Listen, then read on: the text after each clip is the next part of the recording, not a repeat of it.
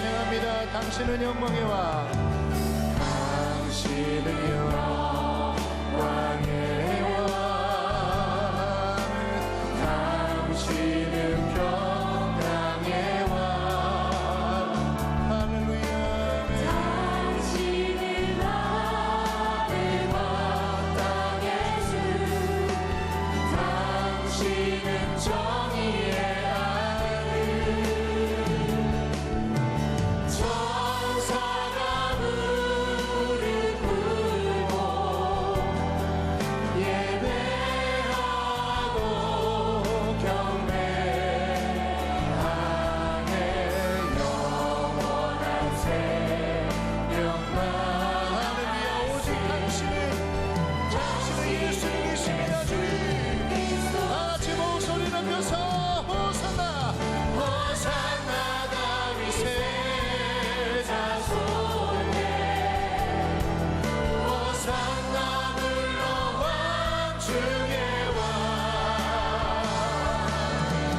높은 하늘에 영광을 예수 주 계시냐. 다시 한번 목소리 높여서 호산나, 호산나 다윗의 자손에, 할렐루야. 호산나 주님 영광을 받으시옵소서. 하늘의 영광을 예수 주 계시냐. 다시 한번 찬양하겠습니다. 두 손 높이 드시고 호산나, 호산나 다윗의 자손에, 호산나. 왕 중의 왕. 높은 하늘의 영광을 예수 주 메시아네. 다 같이 이곳에 오셔서, 이곳에 오셔서 이곳에 앉으소서. 이곳에서 드리는 예배를 받으소서. 주님의 이름만이, 오직 주의 이름만 이곳에 있습니다. 하늘의 문을 여소서, 하늘의 문을 여소서. 이곳을 주목하소서. 주를 향한 노래가 꺼지지 않으니. 하늘을 열어주시옵소서. 주님, 할렐루야. 이곳에 이곳에 임재하소서. 주님을 위하여입니다. 그들의 향기가 하늘에 주여 임재하여 주시옵소서. 주여 임재하여 주소서. 다 같이 이곳에 오셔서 이곳에 앉으소서. 이곳에서 드리는 예배를 받으소서. 주님의 이름만이, 오직 주의 이름만 이곳에. 다시 한번 전심으로 이곳에 오셔서, 이곳에 오셔서 이곳에 앉으소서. 이곳에서 드리는 예배를 받으소서. 주님의 이름만이, 오직 주의 이름만 이곳에 있습니다. 다시 한번 주님의 이름이, 주님의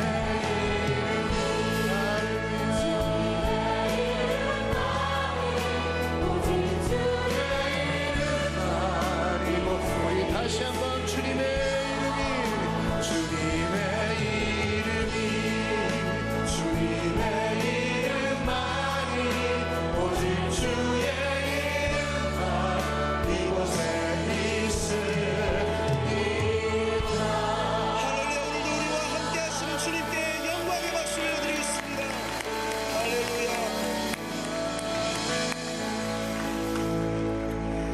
함께 사도신경으로 신앙 고백하겠습니다. 전능하사 천지를 만드신 하나님 아버지를 내가 믿사오며 그 외아들 우리 주 예수 그리스도를 믿사오니 이는 성령으로 잉태하사 동정녀 마리아에게 나시고 본디오 빌라도에게 고난을 받으사 십자가에 못 박혀 죽으시고 장사한 지 사흘 만에 죽은 자 가운데서 다시 살아나시며 하늘에 오르사 전능하신 하나님 우편에 앉아 계시다가 저리로서 산자와 죽은 자를 심판하러 오시리라. 성령을 믿사오며 거룩한 공회와 성도가 서로 교통하는 것과 죄를 사하여 주시는 것과 몸이 다시 사는 것과 영원히 사는 것을 믿사옵나이다. 아멘. 출애굽기 20장 13절 말씀입니다. 구약 성경 112면에 있습니다. 자, 우리 다 같이 한 목소리로 천천히 봉독하겠습니다. 살인하지 말라. 우리 한 번만 더 봉독해 볼까요? 시작. 살인하지 말라.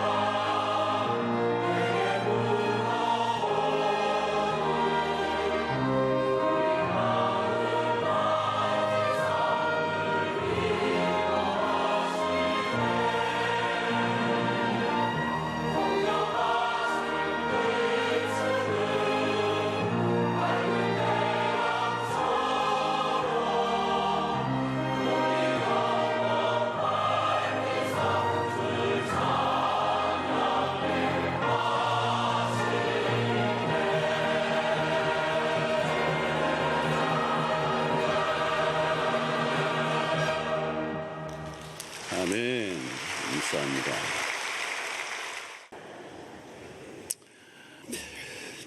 자, 오늘은 십계명 18번째, 6계명 3번째입니다. 살인하지 말라. 자, 짧지만 굉장히 분명하고 또 확실한 명령을 하나님이 우리에게 주셨습니다.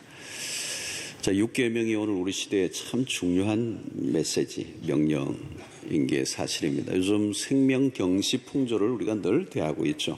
사람을 너무 이렇게 소홀히 대하고 생명을 아무렇게나 그냥 대하는, 죽이는 시대를 살고 있습니다.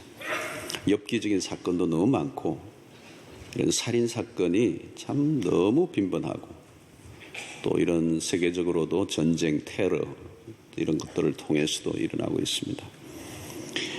여러 해 전에 미국 심리학회에서 아이들이 초등학교를 마칠 때까지 약 8,000번의 살인 사건, 살인 장면, 그리고 10,000번 이상의 폭력 장면을 이런 미디어, 영상 매체를 통해서 접하게 된다는 보고서가 있었습니다. 그러니까 얼마나 많은 그 살인을 목격하는 거죠. 영상을 통하여. 요즘 아이들의, 청소년들의 이 인터넷, 온라인 게임들을 보면은 아주 부모님들이 보면 상상을 초월하는 엽기적이죠. 막 피가 선열이 막 낭자한 아주 잔인하게 사람을 죽이는 게임들이 이제 있기 때문에 워게임, 전쟁 게임들이죠. 참 무시무시해요. 예, 그런 게임을 한참 신나게 하고 있는데 건드리면 큰일 납니다. 위험하죠, 위험해. 막 욕을 하고 그래요. 굉장히 폭력적인 것입니다. 자, 오늘 우리는 이 생명에 대한 개념이 많이 왜곡된 시대를 살고 있습니다. 또 요즘 낙태 문제, 유아 살해, 안락사, 살인 방조, 자살 이런 세계적인 이슈들이 있습니다. 하나님이 6계명을 주신 의도는 분명하죠. 인간의 생명이 너무도 귀중하다. 하나님이 인간을 지으실 때 하나님의 형상대로 지음을 받았다. 인간은 하나님의 형상대로 지음을 받았다 그랬습니다. 그러면 이것은 이 피조물 중에 어떤 것에도 발견할 수 없는 것입니다. 천사도 우리보다 못한 이유는 천사는 하나님의 형상대로 지음받은 게 아니에요. 인간만, 피조물 가운데 인간만 하나님의 형상대로 지음을 받았습니다. 가장 고귀하고 신성한 존재로서 인간을 지으신 겁니다. 그러니까 인간의 생명과 비교할 수 있는 게 이 세상에 어떤 것도 없는 거예요. 어떤 것과도 비교할 수 없는 것입니다. 가끔 우리는 위급한 상태에 노인 한 사람을 살려내려고 애를 쓰는 그 모습을 보면 참 생명이 귀하구나. 불치의 병에 걸린 자녀를 살려내기 위해서 모든 재산을 다 쏟는 것을 보면서 어떤 경우에도 포기하지 않잖아요. 돈이 다 들어도 내 목숨과 바꿀 만큼 그 생명을 지키려고 하는 거죠. 왜 인간이 죽음을 두려워하고 또 죽지 않으려고 노력합니까? 삶이 너무도 귀중하기 때문에. 생명이 얼마나 복된 것입니까? 살아있다는 게 얼마나 축복입니까? 삶은 기회고 선물이고 하나님의 축복이죠. 자, 이 사람의 생명은 하나님에게 속해 있습니다. 죽이고 살리고 하는 권세가 인간에게 있지 않고 하나님에게 있습니다. 자, 6계명을 현대사회 속에서 우리는 재해석하고 적용을 해야 합니다. 그런데 까다로운 주제들이 참 많아졌습니다. 전쟁의 문제도 여러 가지 정치적 논리로 해석하고 사람을 죽이기 때문에 때로는 어떤 사람들은 전쟁을 완전히 반대하는, 톨스토이 같은 사람은 전쟁 반대를 하죠. 어떤 전쟁이든 반대한다.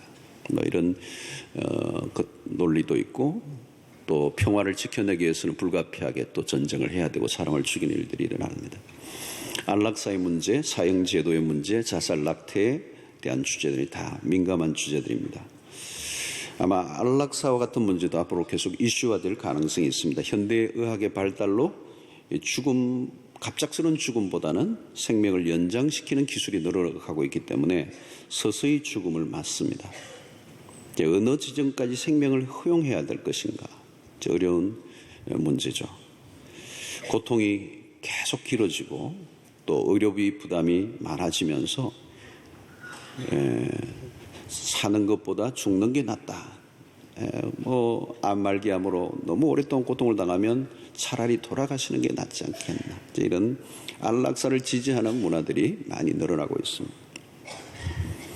요즘은 외로움 속에서 가족의 돌봄을 전혀 받지 못한 상태 속에서 요양원에서 노인들이 빨리 죽기를 원하는 분들이 늘어나고 있습니다. 이거 어떻게 할 것인가라고 하는 문제가 우리에게 매우 대두된, 또 의학적으로도 그렇고 또 윤리적으로도 우리가 다루고 있는 매우 민감한 주제들입니다.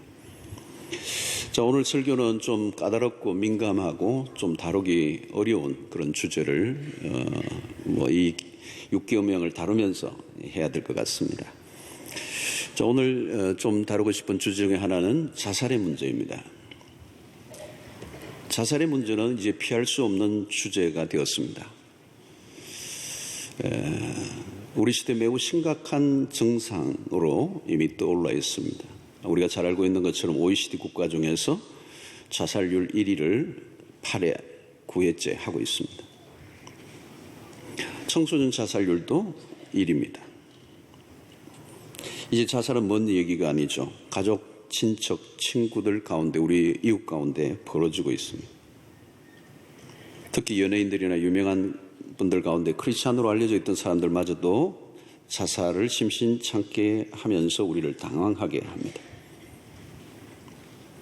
자살에 대한 구체적인 통계는 언급하지 않아도 대충 우리는 알고 있습니다. 통계적으로 보면 엄청난 지난 10년간 가파르게 증가하고 있습니다. 자, 우리는 이 문제에 대해서 구체적으로 언급하기를 원치 않고 공론화하지 않으려고 그냥 덮고 지나가려고 하는 분위기가 많고, 교회도 이 문제를 어떻게 다뤄야 되는지에 대해서 상당히 난감해하고 있습니다. 자살은 그 자체로는 스스로를 죽이는 살인 행위죠. 요즘은 우울증으로 인한 자살이 또 많아지면서 이것을 병사로 다루기도 합니다. 성경에서도 실제로 여러 자살자들이 나옵니다. 사울 왕이 그렇게 죽었습니다. 압살롬의 반란에 동참했던 아히도벨이 반란에 실패하자 스스로 목숨을 끊습니다. 유다의 시므리라는 악한 왕도 불을 질러서 자신을 죽이죠. 신약에서는 우리가 잘 아는 것처럼 가룟 유다가 스스로 예수님을 판 것에 대한 가책을 느끼고 목을 메어 죽습니다. 자살을 하신 자살자들을 보면 목숨을 끊는 데는 그만한 사정들이 모두가 있는 게 사실일 겁니다. 기독교에서는 자살을 어떻게 다루는가? 가장 궁금해하는 것은 신자는 자살하면 어떻게 되는가? 그 영혼이 지옥 가는가? 교리적으로 본다면 자살한다고 지옥 가는 것은 아닙니다. 이 구원의 문제는 믿음으로 결정되는 일이기 때문에 외적인 행위로 판단하기는 어렵습니다. 그렇다고 예수를 믿고 천국을 가기 때문에 자살해도 된다는 결론을 쉽게 내려서도 안 되는 거죠. 자살은 남을 죽이는 것과 동일하게 하나님 주신 자신을 죽이는 살인 행위입니다. 무엇보다 자살은 당사자의 문제로만 끝나는 게 아니라 주변 사람들에게 너무도 깊은 상처와 고통을 남기게 됩니다. 어쩌면 죽은 사람보다도 더 큰 긴 고통을 가까운 사람들이 겪어야 되죠. 자, 여러분, 우리가 진짜 예수를 믿고 구원을 얻은 백성이라면 삶의 가치를 생각해 보아야 합니다. 하나님은 인간이 스스로 목숨을 끊는 것을 원하시는 분이 아닙니다. 우리에게 생명을 주신 분은 하나님이시죠. 내 몸이기 때문에 내 마음대로 한다고 생각하기가 쉽습니다. 그런데 우리의 몸이 아닙니다. 생명을 우리가 만들어낼 수 없습니다. 우리에게서 생명이 나온 게 아니에요. 우리는 어떤 생명도 스스로 만들어낼 수 있는 능력이 없습니다. 생명은 하나님이 주신 것입니다. 하나님이 생명을 주실 때는 그 생명을 주신 목적이 있는 것입니다. 그러므로 중요한 것은 신자라면 사는 이유, 삶의 목적을 분명히 깨닫고 사는 것이 중요합니다. 예수를 믿고 난 다음에 얻은 가장 큰 축복은 뭐냐면 삶의 이유를 발견한 것입니다. 존재론적인 질문에 답을 얻은 것, 이게 예수를 믿고 난 다음에 얻은 가장 큰 축복인 것 같아요. 여러분, 이 질문, 존재는 왜 사느냐라고 하는, 삶이 무슨 의미가 있느냐라고 하는 부분에 대한 이 답을 얻지 못하면 어느 한순간에 휙 돌아버리는 거예요. 방황하는 것입니다. 절망하고 허무에 깊이 사로잡히면 사실 못 삽니다. 내가 왜 사는지 의미를 느끼지 못하면 인생이 갑자기 무너져요. 여러분, 성공을 인생의 목적으로 살던 사람이 성공이 좌절되고 나면 죽으려고 하죠. 돈이 목적이 되었던 사람들이 그 돈에 문제가 생기고 돈을 잃어버리면 죽으려고 합니다. 명예를 중요하게 여겼던 사람이 그 명예가 사라지면 죽으려고 하는 거죠. 자존심 하나를 붙들고 살았는데 누가 짓밟으면 죽고자 하는 거죠. 그러나 여러분, 우리의 존재의 목적이 성공도 돈도 자존심도 명예도 아닙니다.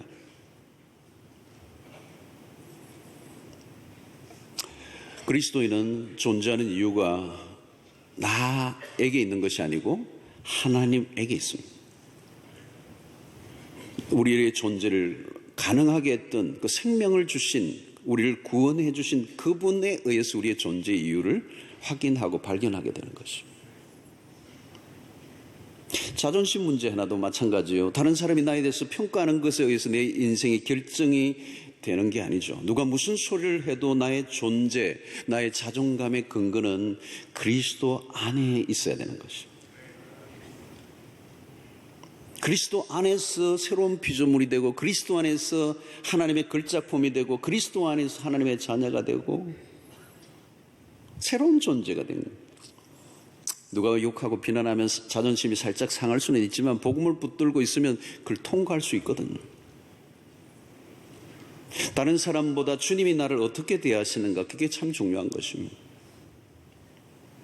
우리가 하나님의 나라를 추구하고 산다면 사업이 좀 기울고 돈을 잃어버려도 그것이 나의 궁극적인 목적이 아니었기 때문에 충격에서 헤어나올 수 있습니다.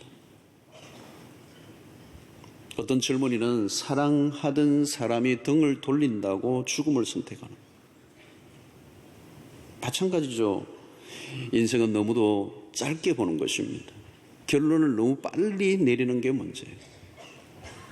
부분을 전체로 보면 답이 없습니다. 인생은 1막으로 끝나는 단막극이 아닙니다.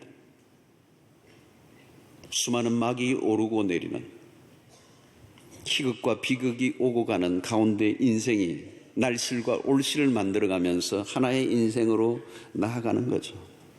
다 끝났다고 끝난 게 아니에요. 제가 헌금 기도할 때 주로 쓰는 용어들이 그런 것들입니다. 우리의 인생을 우리가 결론 내지 말게 하옵시고 뭐 이런 것들. 중요한 것이죠. 우리가 끝이라고 하는 저점에서 시작하시는 하나님, 끝에서 시작하시는 하나님, 누군가 쓴 책의 제목이에요. 많이 안 읽으신 것 같아요.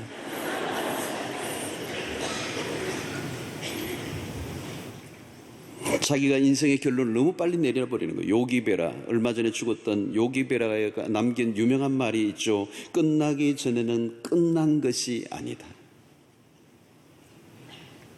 여러분, 사도 바울은 죽을 것 같은 위기를 수없이 당했습니다. 그는 죽고자 하는 마음을 가진 적도 있어요.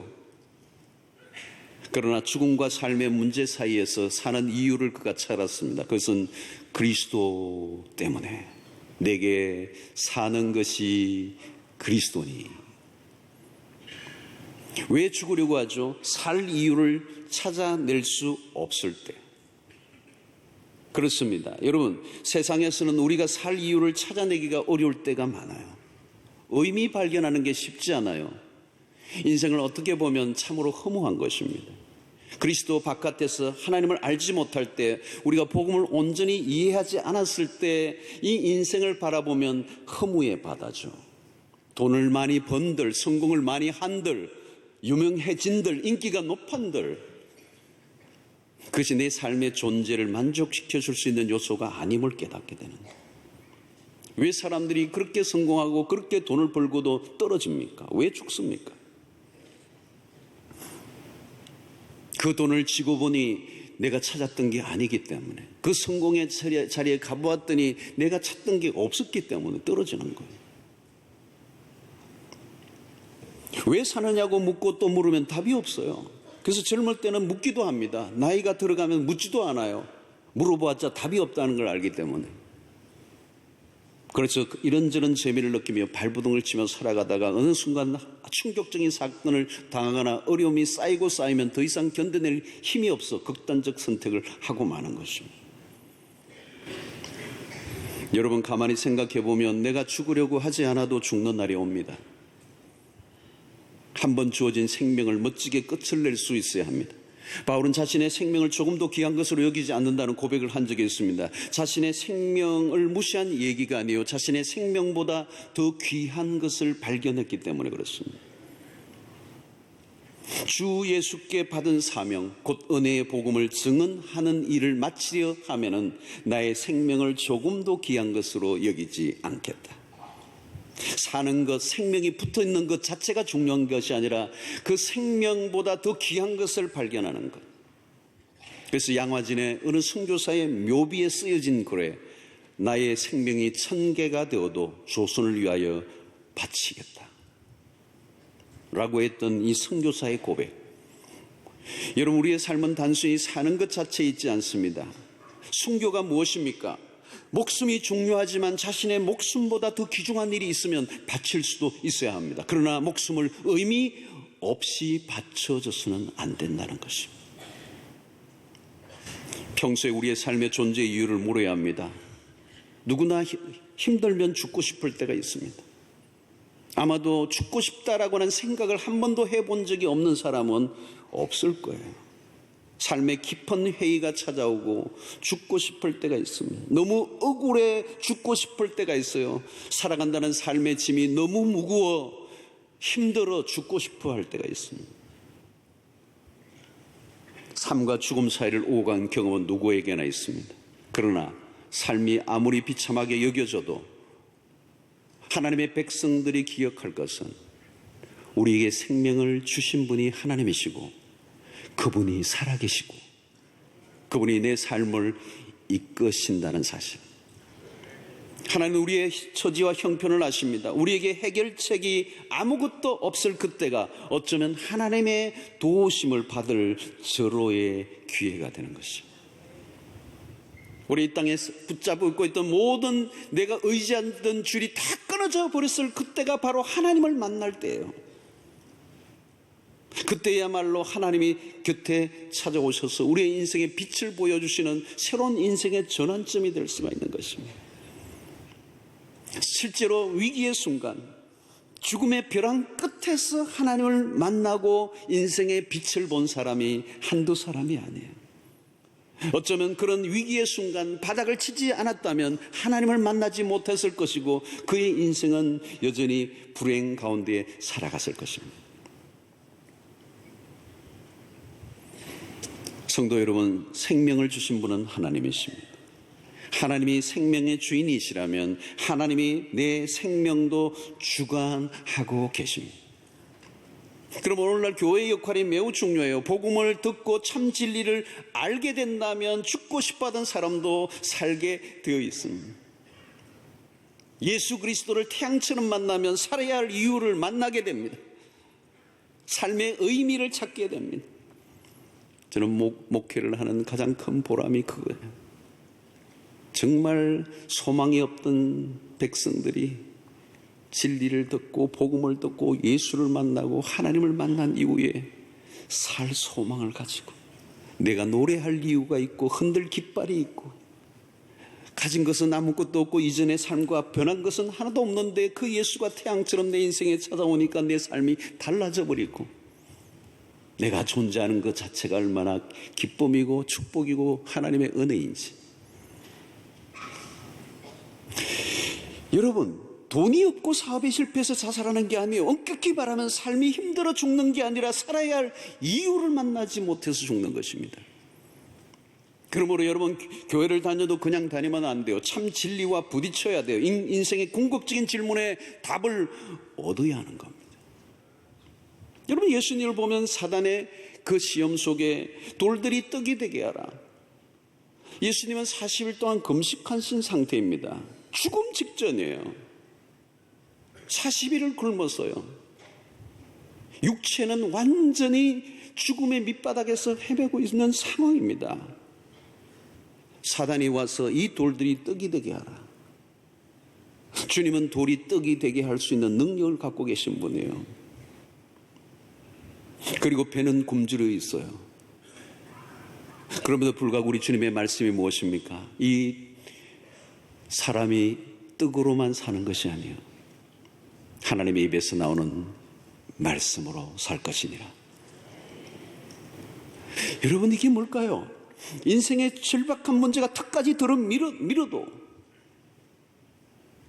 하나님은 진리로, 주님은 진리로 사람은 산다는 거예요. 그 진리가 생명의 떡이라는 거죠. 그 진리가 우리를 살게 하는 힘이라는 거예요. 진리의 말씀에 귀를 기울이면 살 힘을 주신단 말이에요. 그 말씀이 로고스, 생명이 되시고, 그 진리가 우리를 일어나게 하고 내 영이 살게 만들고 어둠을 걷어내고 빛을 보게 하시고 살아갈 존재론적 이유에 대한 질문에 답을 하게 하시는 그 말씀이 진리인 것이죠. 여러분, 성경은 우리의 인생의 모든 질문에 충분히 답을 주고도 남습니다. 그러므로 우리가 부지런히 복음을 전하고 사랑을 전해야 할 이유가 여기 있는 것입니다.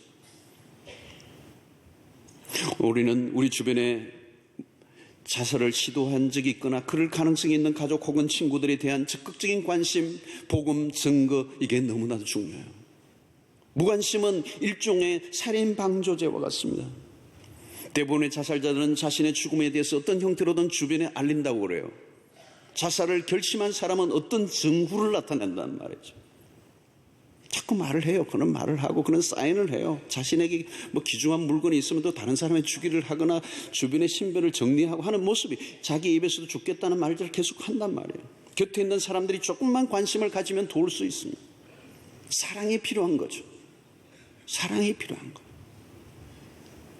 우리가 그리스도인이라면 또 우리 옆에 그런 위기를 당한 사람들에게 하나님의 진리를 들려줘야 합니다. 우리가 사랑하는 말씀, 로마서 8장 28절의 말씀처럼 우리가 알거니와 하나님을 사랑하는 자, 그 뜻대로 부르심을 입은 자들에게는 모든 것이 합력하여 선을 이룰 것이다. 이 말이 뭘까요? 우리의 인생의 결론을 우리가 붙잡고 있는 것이 아니라 하나님이 내리칠 거라는 거죠. 우리의 삶을 우리가 결론을 내려고 해서는 안 된다는 거예요. 하나님이 하실 일을 우리가 하려고 해서는 안 되는 거예요. 하나님이 결론을 내실 것입니다. 삶이 주어져 있는 것, 내가 살아있다는 것 안에는 하나님의 뜻이 있는 것입니다. 한 번뿐인 인생 너무도 귀합니다. 하나님은 우리를 살게 하십니다. 우리가 살아야 할 이유가 분명히 있음을 하나님이 말씀을 통하여 알려주십니다. 생명의 주권자이신 하나님을 바라보므로 죽음의 위기에서 반전의 역사를 써가는 은혜를 누리도록 우리 주변의 사람들을 돕고 섬기고 관심을 가지고 다가가야 할 줄로 믿습니다. 두 번째는 낙태의 문제가 있어요. 이게 상당히 예민한 주제입니다. 오래전 일이에요. 어느 직분자인데 자녀가 해외 유학을 갔다가 아들인데 한 자매를 만나 교제를 하다가 덜컹 임신이 되고 말았어. 이 청년은 자신이 책임을 져야 한다고 생각을 하고 부모에게로 돌아와서 둘의 임신 사실을 알리고 결혼하겠다고 하자 아버지가 그 결혼을 반대했어. 우리 집안에 이 가문의 명예를 더럽히지 말라는 거. 결혼을 반대할 뿐만 아니라 그 배 안에 있는 아이를 지우라고 명령을 합니다. 그러자 아들의 마음이 강경하게 돌변하면서 부모와 연을 끊고 자기들이 떠나서 함께 살겠다고 저항을 했습니다. 부모는 자신의 신분이나 명예를 생각하고 결혼도 하지 않은 상태에서 임신을 한 일들이 부끄럽게 여겨졌어요. 교회 직분자로서. 자, 여러분, 여기서 교회를 오래 다니고 신앙생활을 하긴 했지만 또 직분자이지만 생명의 존엄함에 대한 인식이 너무 낮은 것에 대해서 저는 충격을 받은 적이 있어요. 태아의 생명보다 자신의 명예를 더 귀중하게 여기는 모습을 보면서 어쩌면 오늘 우리의 현주소일지도 모르겠다는 생각을 한 것입니다. 다행히 좋은 결론을 내리게 되어 아찔한 상황을 넘겼던 기억이 납니다. 교회 안에서도 낙태에 대한 기준이 너무 느슨한 것이 사실입니다. 태아를 사람으로 보아야 하는가에 대한 논쟁을 합니다. 태아를 사람으로 볼 때 어느 시점부터 사람으로 보아야 하는가? 여러분, 수정된 인간의 난자는 세포가 단 4개만 되어도 아주 초기에서부터 스스로 방향을 잡아가는 생명체가 된다. 임신 18일이면 심장이 박동됩니다. 6주가 되면 주요 기관이 형성되어 완전한 생명체가 됩니다. 요즘은 초음파 검사를 통해서 태아의 발달을 쉽게 관찰할 수 있습니다. 심장의 그 거세게 뛰는 소리를 들을 수 있고 태아가 움직이는 모습을 볼 수가 있습니다. 아니, 태아가 아니라 그냥 배 안에 자라고 있는 아이입니다. 지금 우리 사회는 낙태의 문제가 심각합니다. 여기에는 성적 방종의 문제가 끼어 있고 생명경시 풍조가 맞물려져 있습니다. 사춘기 아이들의 낙태에서부터 남녀 구별에 따른 선택적 낙태는 무수히 이루어져 온 것이 사실입니다.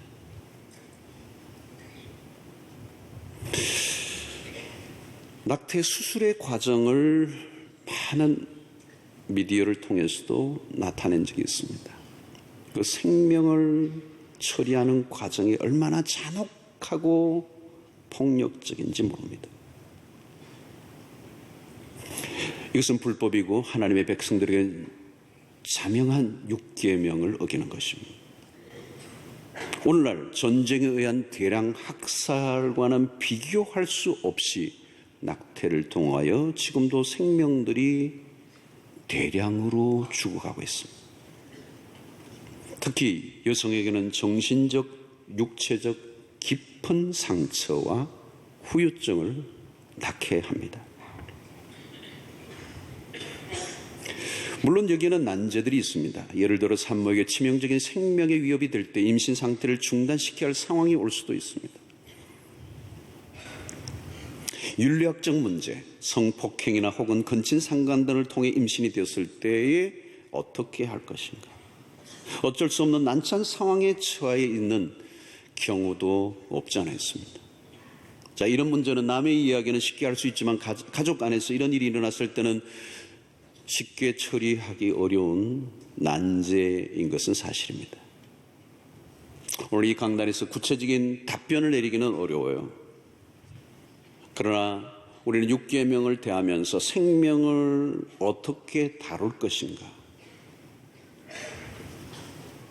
때로는 난처하고 힘든 상황에 이르렀음에도 불구하고 여전히 최선을 다하여 생명을 보호하고자 하는 태도를 가지는 것. 그것이 육계명 앞에 선 우리에게 태도인 것입니다. 참 복잡한 문제들이 많이 있는 건 사실이에요. 그럼에도 불구하고 여전히 우리는 생명을 매우 귀중하게 여기는, 태아도 한 생명체로 보는, 그리고 그것을 지켜내고 보호하고자 하는 노력과 그리고 때로는 대가 지불을 하게 될 때 하나님께서 그 가운데 도우실 것이고 은혜를 베푸실 것이고 그 일을 통해서 하나님이 영광을 받으실 일이 있을 줄로 믿습니다. 그 외에도 우리는 살인에 있어 직접 살인은 아니지만 간접 살인의 문제를 많이 생각해 봐야 합니다. 돌봐야 할 사람을 돌보지 않는 것, 오늘 이기적인 삶 자체가 살인을 낳을 수가 있어요. 이기적 세상에서 무관심이 낳는 살인이 늘어나고 있습니다. 우리는 구약에서 고아와 과부를 돌보는 일에 대해서 성경이 관심을 갖고 병든 자와 옥에 갇힌 자들을 돌아보는 이 적극적 사랑을 베풀어야 하는 이유가 무엇입니까? 자칫하면 그 무관심이 사람을 죽이는 결과를 갖게 되고 그 무관심이 살인을 낳게 되는 것입니다. 불량식품을 만들어 팔거나 환경을 오염시켜 사람들의 병이 걸려 죽게 하는 일도 살인 행위와 같습니다. 기업의 오너가 돈만 벌려고 사람들의 안전을 생각하지 않다가 사람이 죽는 일이 일어나는 것도 역시 살인이 되는 것이죠. 성도 여러분, 사람은 홀로 살 수 없습니다. 가인은 아벨을 죽임으로 그 역시 고립된 삶이 됩니다. 동생을 죽인 가인, 아벨을 죽인 순간부터 그는 두려움에 빠져 살죠. 살인을 한 사람들은 살인을 당할 두려움 속에 빠져 불행하게 되는, 동생을 죽이면 자신의 삶도 깨어진 것입니다. 형제를 죽여 피로 물든 땅은 더 이상 살기에 적합한 땅이 아니오. 그래서 그는 도망자로 살게 됩니다. 형제를 지켜야 할 사람이 형제를 죽인 것에 대한 톡톡한 대가를 그는 치르게 되는 것입니다. 물론 그럼에도 불구하고 하나님은 가인을 보호하시는 특단의 은혜를 베풀죠. 그 죄인에 대한 하나님의 은혜. 여러분, 요즘 가족 간의 살인이 많습니다. 상대를 죽이고 내가 행복해질 수 있는 길이 있을까요? 어떤 상황에 벌어진 것이든 그것은 불행으로 가는 것입니다. 부부간에 벌어진 일이 자식들에게까지 고통이 이어집니다. 여러분, 가족이 무엇입니까? 가족이 된 순간부터 어떤 경우에도 행불행이 분리되어 일어나지 않는다는 것입니다. 한쪽이 당하는 고통이면 상대도 동일하게 고통을 당할 수밖에 없습니다. 가족만 그렇겠습니까? 오늘 세상은 함께 살아가는 공동체입니다. 상대를 고통으로 몰아넣고 나는 괜찮을 것이라는 것은 착각인 것입니다. 그러므로 이 살인하지 말라는 말씀은 무엇일까요? 함께 평화롭게 살아가라는 명령입니다. 다른 사람을 죽이면 결국 나를 죽이는 행위와 같아요. 육계면 그리스도인들뿐만 아니라 인류 사회 모두가 지켜야 할 보편적 원리요 법칙인 것입니다. 살인은 공동체를 깨뜨리는 행위입니다. 요즘 북한의 핵 문제가 아주 급부상하고 있습니다. 그래서 우리도 핵을 가져야 한다는 논리들이 많이 이야기되고 있습니다. 얼마나 아픈 얘기입니까? 핵을 사용하는 순간 모두는 불행해집니다. 폭력으로 폭력이 해결되지 않아요. 나만 살고 상대를 죽일 수 있는 길은 없는 것입니다. 여러분, 이기심이 무서운 것은 나를 너무 생각하다가 다른 사람을 제거해버리고 결국은 나도 죽게 되는 것입니다. 여러분, 미움이 왜 나쁜 것입니까? 관계를 깨면 결국 나는 혼자 살아야 되는 것입니다. 나 혼자 살아갈 수 있습니까? 이웃을 사랑하라는 그 말은 그 속에 하나님이 나를 사랑하는 말이 포함되어 있는 것입니다. 이웃을 사랑하는 것이 곧 나를 사랑하는 것이고, 나를 사랑하는 것이 곧 이웃을 사랑하는 것입니다. 성도 여러분, 축복은 사람들과의 관계를 통하여 옵니다. 가까운 사람을 죽이면 복의 통로가 없어져 버린 것입니다. 하나님은 보복과 투쟁의 방식이 아니라 화해의 삶을 살기를 원하십니다. 부당한 대우를 받고 분노가 일어날 때라도 하나님에게 그 처분을 맡겨야지 내가 모든 것을 해결하려고 하면 문제를 키우게 되는 것입니다. 성도 여러분, 하나님은 살아계십니다. 하나님이 판결하십니다. 하나님이 심판하십니다. 하나님만이 공정하신 분이십니다. 하나님은 모든 만물을 다스리시고 당신의 그 주권을 행사하십니다. 그래서 우리는 그분의 주권을 인정해야 합니다. 하나님 눈 감고 계신 분이 아니요 우리의 마음과 생각을 감찰하시는 분이십니다. 그러므로 우리가 마음으로라도 죄를 범하지 않도록 힘을 써야 되는 거예요. 혹시 여러분들 가운데 이미 이 6계명의 말씀들을 듣는 가운데 3주 동안 듣는 가운데 우리 안에 어떤 죄들이 생각난다면 그리스도의 보혈을 의지하고 주님 앞에 죄를 낱낱이 고백하여 용서를 얻는 은혜가 있게 되기를 바랍니다.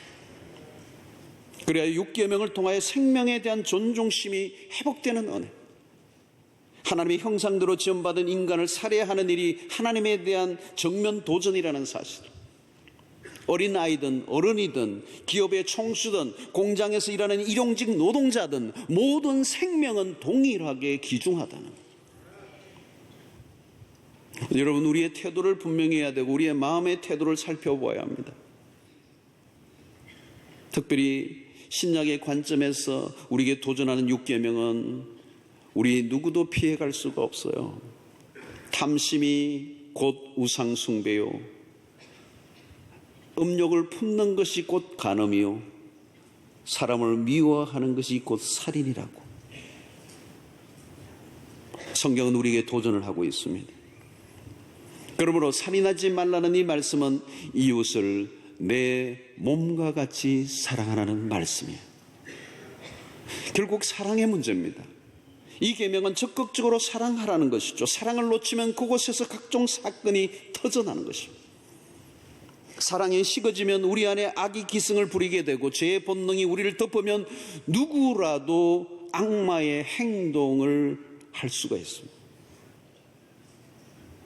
그러므로 주님은 우리의 탐심 하나, 음욕 하나, 미움의 감정 하나도 다스리라는 거예요. 작은 분노나 욕하는 행위 자체도 살인이라고 주님이 말씀하신 것은 그 감정 자체라도 죄에 노출되도록 내버려두지 말고 다스리라는 거예요. 사랑하는 성도 여러분, 오늘 우리는 이 세상이 고통하고 있습니다. 우리는 이웃의 고통에 귀를 기울여야 합니다. 우리가 금식하고 기도하는 개인적 영성도 중요하지만 그것만큼이나 공경에 처한 이웃을 돌아보는 일 역시 6계명에 대한 순종이 될 수가 있습니다.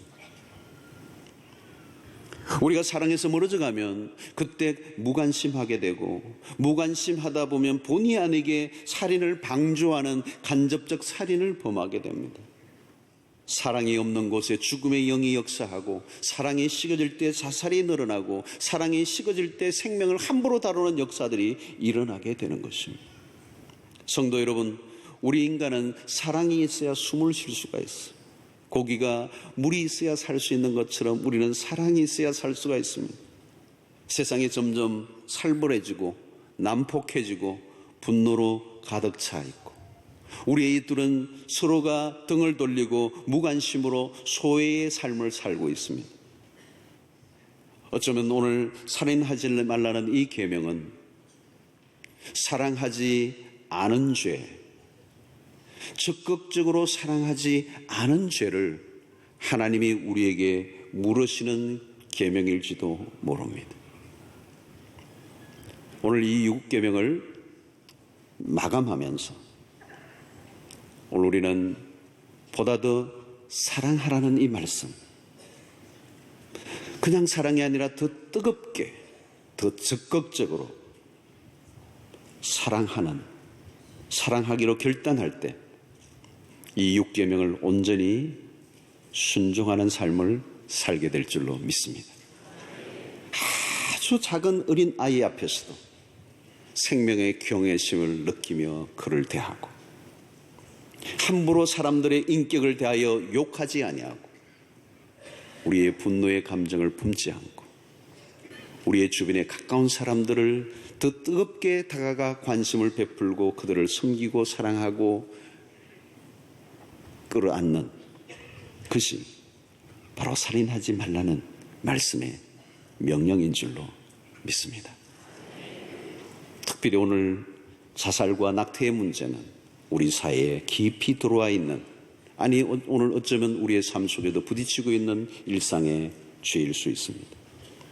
다소 무겁고 어두울 수 있는 주제를 이 시간에 우리가 다루었습니다.